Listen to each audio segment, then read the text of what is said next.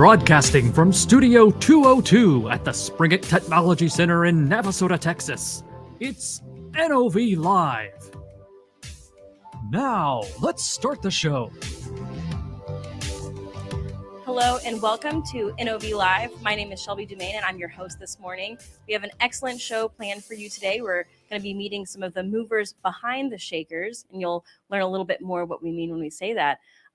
I just want to say welcome to the show. And if you're watching this right now, you are actually watching this live. We are here in Studio 202 in Navasota, Texas. So if you have any questions throughout the show, feel free to throw those in the comments, whether you're watching on Twitter, on YouTube, or on LinkedIn. We're here for you and here to have a great conversation. And so without further ado, I mentioned meeting the movers behind the shakers. And first, I want to introduce the two of you. We have Chance McCray and Ian Holman. Can you tell me a little bit about yourselves at NOV? We'll start with you. So I'm the Director of Engineering, overall with Salt Control Equipment. Awesome. I have strategic sales for all U.S. contractors, and I'm based out of Oklahoma. Awesome. Thank you very much for being here, both of you. And I just want to start off. So we've talked about, like I said, I've said it now twice, the movers behind the shakers. What does that mean? We're talking about the Alpha Shaker. So just at a high level, what is Alpha? So the Alpha Shaker is our latest development in shaker technology. This is, switch mics. Sorry.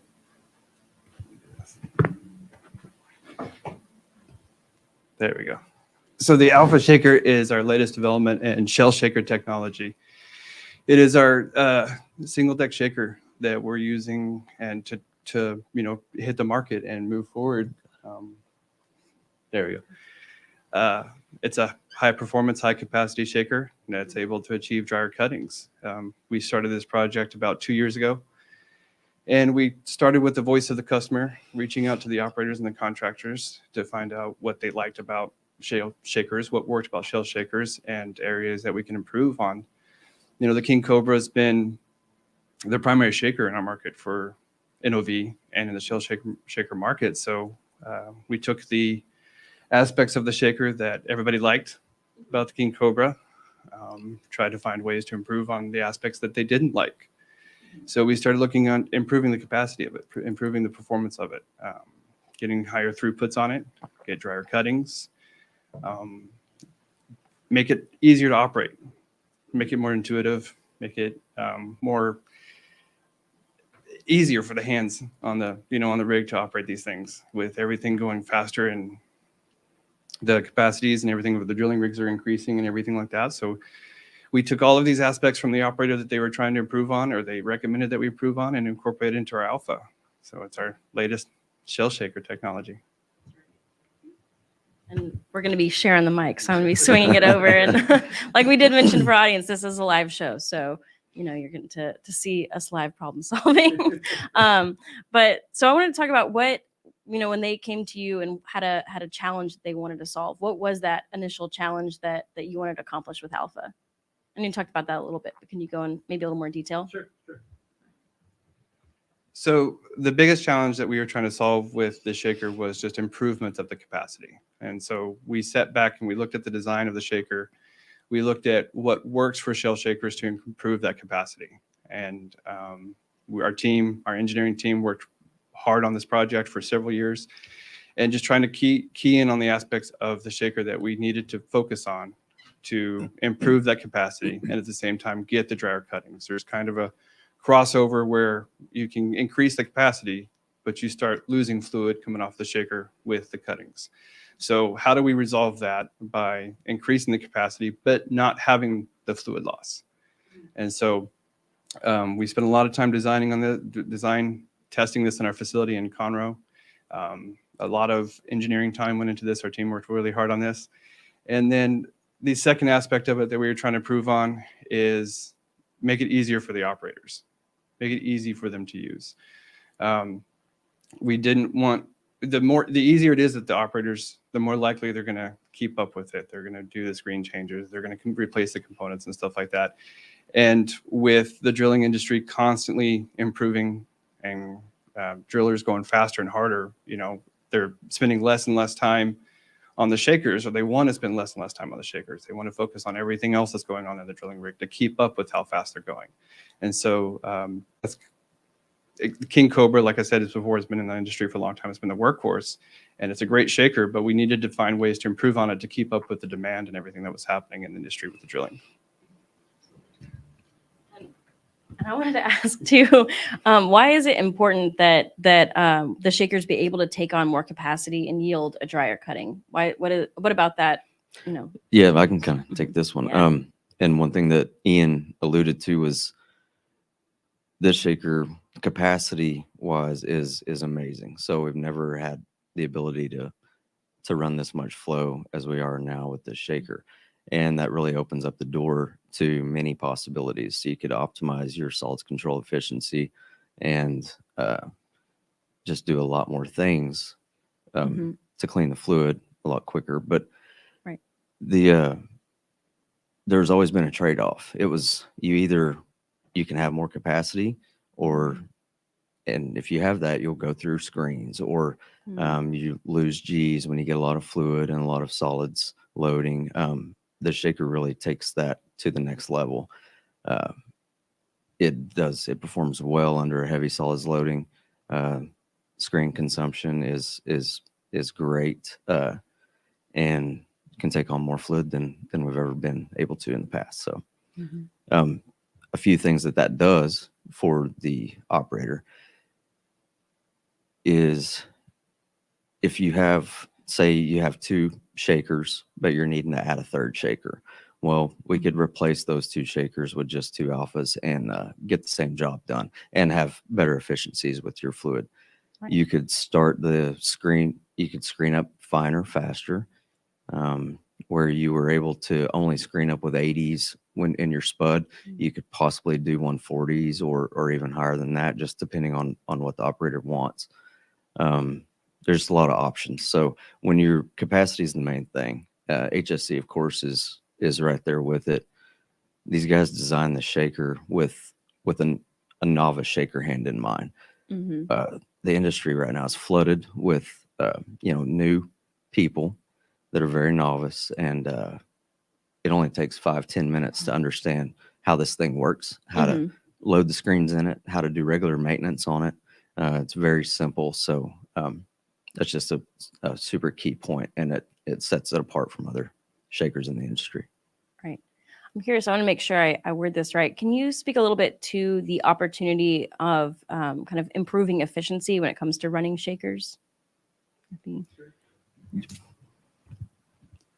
So moving for the efficiency of the shakers, Chance kind of alluded with the higher capacity, and we've been talking about the dryer cuttings and stuff like that. So with taking that higher capacity and losing that fluid coming off of the end of the shaker in the cuttings and getting the cuttings drier, they're having to haul off less, right? There's less fluid loss coming off of the shakers into the open tops that they're having to dispose of. Either they're going into their open loop or closed loop, whatever system that they have. There's a lot less of that fluid loss going into there. So it's less haul off that they're having to do. In addition, it's less dilution that they're having to add into the tanks. They're having to rebuild the mud even less. They're having to add less base fluid to it. So it's reducing the cost on that, just adding from the additional, whether it be diesel or water, whatever they're having to add back into the fluid to keep up for what they're losing off of the end of the shakers. The efficiency also just comes from the performance of it, keeping up with the load that's coming to it, keeping the shaker operating at its ideal position. We're keeping that beach length where it needs to be for the fluid on the shaker that's coming off, getting enough space for the cuttings to be able to dry, as they're coming off the shaker, being able to handle the rapid changes in the flow rates of the shaker. Of the drilling, when they're increasing flow rates or reducing flow rates, increasing ROPs, dropping ROPs, doing sweeps and things. The shaker's less likely to have fluid coming on from a sweep when they have a sudden influx of fluid coming to it or something like that. So they just overall, the shaker's being able to keep up with everything that their drilling rig is wanting to do, in addition to reduce that cost of stuff coming off, loss, or additives that they're having to put back into it. And I'll just add to that too. The other piece of it is your shaker hand or derrick hand, whatever, doesn't necessarily have to sit there and watch the shakers anymore. I mean, the shaker can really take whatever you're giving it, and you put the screens on, walk away. No more having to really deal with raising the shaker level up and down. I mean, it really kind of just goes to whatever environment's being produced. So it's really cool. And I tell you what, after staring at shakers for 15 years, there's a motion to this shaker that I've just never seen before. It really is amazing. Ian and their team have done just a superb job designing this thing and making it actually do what we say it does. Yeah, so I think that's kind of what going into this. I know this is it's a I don't know, breakthrough. I think breakthrough is the right word. It's something new. We're improving something so greatly. And I wanted to touch on the screens that you brought up just now. From my understanding, traditionally they're more of a coarse screen, but this one is now using more of a fine screen. Can you explain a little bit about what that means? I can touch on that. So typically, in your normal drilling application, I'm from Oklahoma, so I mean I can kind of speak to that. But you would screen up the well with maybe API 80s, spud in with 70s or 80s, and then go from that to 100s, API 100s, and then 140s, and hopefully finish out the well with 170s, because the deeper you go, the more finer the solids get within the flow. With this shaker, you don't necessarily have to do that. You had to do that because the flow rates were high in the beginning, and then they would work themselves down a little bit. So you might have 1,000 GPM in the spud, and by the time you're done, you're only circulating 300 GPM, whatever the case may be. But with this shaker, you could screen up finer, faster at the beginning of the well. Just screen up, with whatever it might be, 140s or 170s, but only have to screen up maybe once or twice instead of screening up each individual API. That's a whole screen up, which can be costly. So each time you have to change that. When you can narrow it down to one or two APIs for the entire well, then you're only changing a couple screens, maybe the feed screens here and there. So it just goes to the cost efficiency of it is amazing, on top of the capacity. Right. Absolutely. And for if anyone's watched the show before, I'm in marketing, and until really I started coming here to the studio where we have at this facility in Navasota, I didn't really understand how important HSE really is and how important safety is until you're around big equipment. And I started thinking about it more. So I wanted to ask how the Alpha Shaker, what are the in areas of safety, how does that align with HSE? What are the benefits there? My biggest thing, and I'll let Ian I'll let Ian speak to the design of it, but what I tell the customers is your employee personnel, when they are changing anything they're having to do with this shaker, their feet are on solid ground on the shaker, the pit grading or wherever, but they're in front of the shaker. They're always in a safe position. So you can rest assured that your personnel will be in a safe position while doing anything, changing screens on this shaker, which is what they would be doing, more often than not. The maintenance is not that big of a deal, but so that piece of it, just the actual design of the shaker puts your personnel in a safe position while maintaining the shaker. And to that point, that was one of the things on the voice of the customer that was being fed back was make the screen change easy. No additional tools. Don't want to hammer anything, don't want to wedge anything, pry anything, winch anything, just want to be able to pick it up and put it in. And that's probably the most complicated thing about the screen change now, is picking up the screen, because it's just a matter of picking it up and putting it in. And we didn't want the operators to have to climb over anything. Chance alluded, keeping your feet on the ground. So they're not having to climb up on the side of the shaker. They're not having to reach into the shaker, get covered in standing on base fluid. You don't want to be standing on oil, trying to reach into and replace, something, especially something that weighs 30 pounds, So we approached it from the aspect of keeping the operator safe, keeping them in front of it, and making it easy for them, make it intuitive for them. the less complicated it is. Again, it kind of goes back to the greenness of some of the operators and the hands that are working on this.